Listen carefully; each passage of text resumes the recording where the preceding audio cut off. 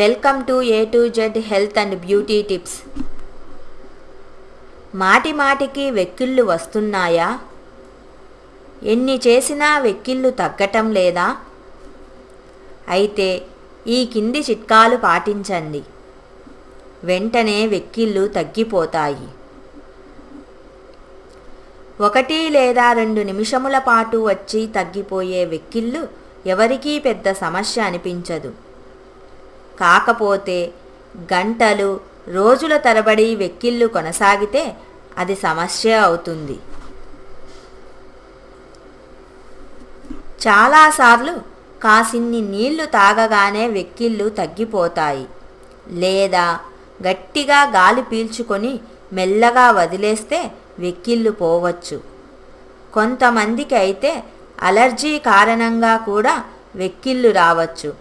అలాంటి వారికి అలర్జీ నివారణ చికిత్సలు చాలా అవసరం.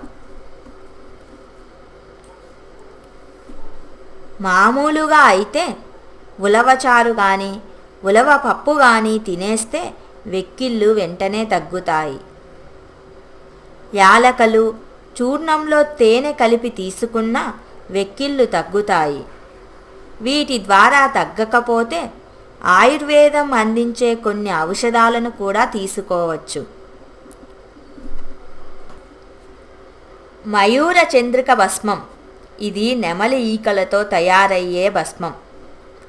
ప్రతిసారి ఈ భస్మాన్ని 2 గ్రాముల వంతున రోజుకు 6 సార్లు తేనెలో కలిపి తీసుకుంటే వెక్కిళ్ళు ఆగిపోతాయి. ఇది ఆయుర్వేద వైద్యం. సుకుమార ఘృతాన్ని పాలతో తీసుకున్న వెక్కిళ్ళు వెంటనే తగ్గుతాయి. కాకపోతే ఈ మందుల వాడకానికి ముందు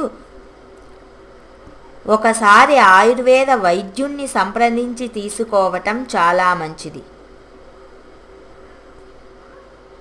చూసారా, వెక్కిళ్ళు తగ్గాలంటే ఏ చిట్కాలు పాటించాలో? మరిన్ని ఇంట్రెస్టింగ్ హెల్త్ టిప్స్ కోసం మా ఛానల్ని సబ్స్క్రైబ్ చేయండి.